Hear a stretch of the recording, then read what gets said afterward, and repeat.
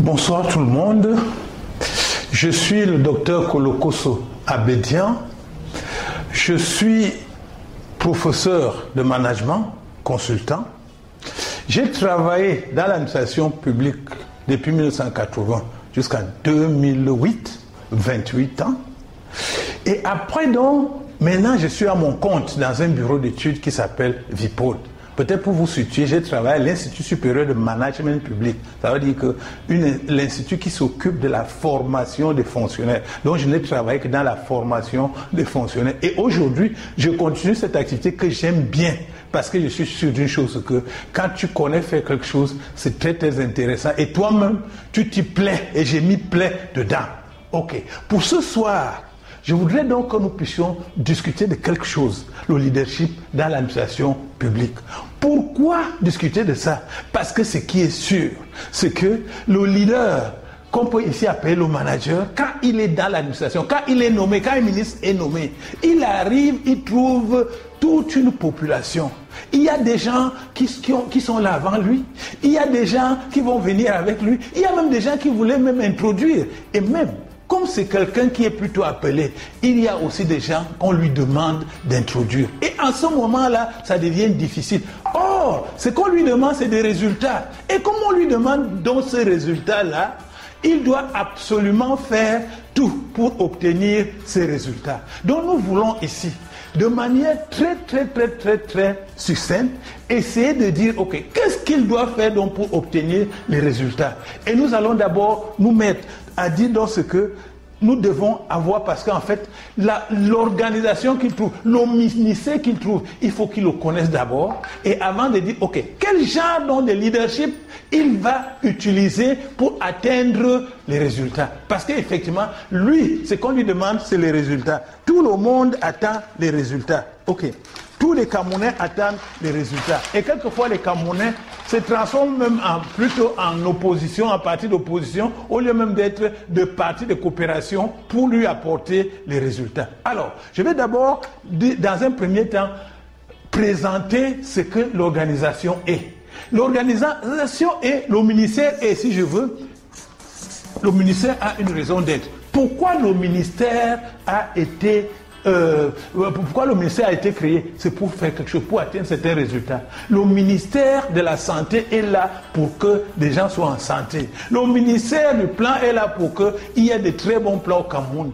Le ministère de développement rural est là pour que l'agriculture, les forêts se portent bien. Ok. Donc, en dehors de la raison d'être, nous avons une autre structure, un sous-système qui s'appelle le sous-système structure. Le ministère est structuré. Il y a toute une hiérarchie, il y a des directions, il y a des services, il y a des unités pour qu'effectivement on puisse atteindre les résultats.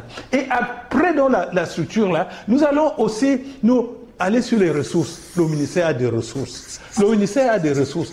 Ressources humaines, ressources financières, ressources matérielles, ressources informationnelles et même ressources temporelles. Toutes ces ressources-là aussi sont très importantes. Et puis aussi, n'oublions pas que le ministère a des hommes. Et qui dit homme ne veut pas dire comment ils sont structurés, mais c'est le psychosocial, ce qu'ils ont dans la tête, ce qu'ils ont dans tout ce qu'ils doivent faire dans le psychosocial.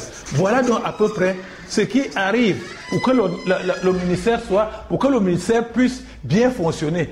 Et tout ceci donc, nous allons représenter donc monsieur le ministre ou bien monsieur le chef de la structure qui est ici, qui s'appelle le manager et qui doit absolument atteindre les résultats. On attend de lui qu'il puisse mettre tout ça en musique pour pouvoir atteindre les résultats. Et tout autour de lui, je voudrais donc dire qu'il est dans ce qu'on appelle un environnement. Et cet environnement-là est formé de facteurs et des acteurs.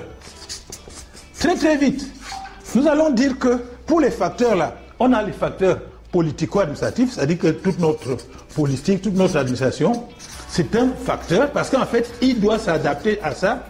On a des facteurs économiques. La conjoncture économique nous touche et le ministre doit travailler en tenant compte de ça. On a des facteurs qu'on appelle des facteurs infrastructurels, c'est-à-dire tout ce qui trouve les infrastructures qu'il utilise. On a des facteurs même socio-culturels, la culture, notre culture, c'est comme ça que nous sommes. Quand nous avons, quand le ministre est nommé, il faut bien qu'il nous donne à manger. C'est socio-culturel. C'est comme ça que nous sommes. Ou bien alors, il faut qu'il sache qu'il est là pour représenter les autres. On a aussi des facteurs écologiques. Tout ce qui est ici, ce sont des facteurs. Maintenant, il y a aussi des acteurs. Les acteurs, c'est d'abord les clients ou la population. Ça veut dire qu'en management, on appelle les populations clients. Pourquoi? Parce que c'est grâce à eux que le ministre est là et c'est par eux que le ministre doit donner les résultats dont nous cherchons. Nous avons aussi ce qu'on appelle les régulateurs. Les régulateurs, ce sont ceux-là qui surveillent l'action du ministre. Et puis nous avons aussi, en troisième lieu, ce qu'on va appeler les médias. Et après, donc, nous avons aussi d'autres. Nous avons même les opposants, qui sont même effectivement de très grands acteurs. Maintenant, le ministre donc, doit, dans tout cet environnement, comment doit-il faire pour qu'il puisse atteindre les résultats dans cette structure, dans cette panoplie de choses qui sont totalement diversifiées?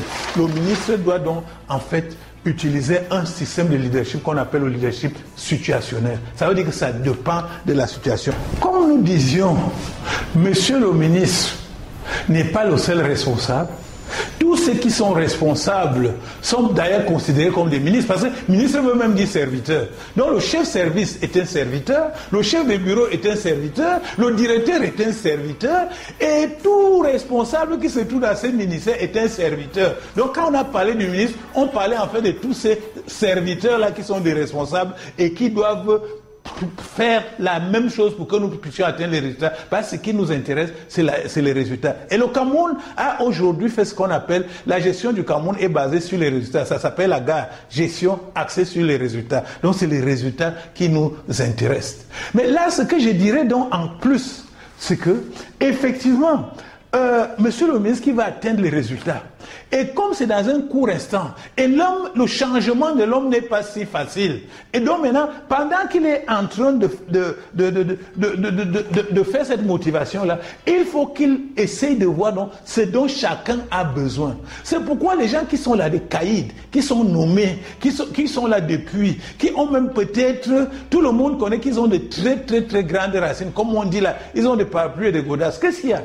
Mais ces gens-là, d'une manière ou d'une autre, le ministre doit chercher où il peut les atteindre. Parce que il y a des gens qui, ils ont déjà tout, mais ils aiment bien les honneurs. Ils ont ce qu'on appelle l'auto-actualisation. Maslow a appelé ça l'auto-actualisation. Quelqu'un qui veut s'actualiser. Donc celui-là, si on l'approche pas comme celui qui a des besoins physiologiques, mais on l'approche pour lui donner son importance et pour montrer donc ce qu'il va gagner si le résultat est là. C'est à ce moment-là donc il pourra aller. Et aux autres, donc tout le monde doit se sentir concerné. C'est à la fin une équipe. Et quand une équipe joue, chacun a son rôle. Et le ministre est l'entraîneur. C'est à lui donc que revient de pouvoir partager les rôles de chaque joueur. Et tout le monde joue. Mais ce qu'il y a, c'est que dans une équipe, il y a ce qu'on appelle une coopération. Dans une équipe, ce n'est pas une compétition. Et comme nous sommes dans la coopération, le ministre coopératif va arriver. Merci.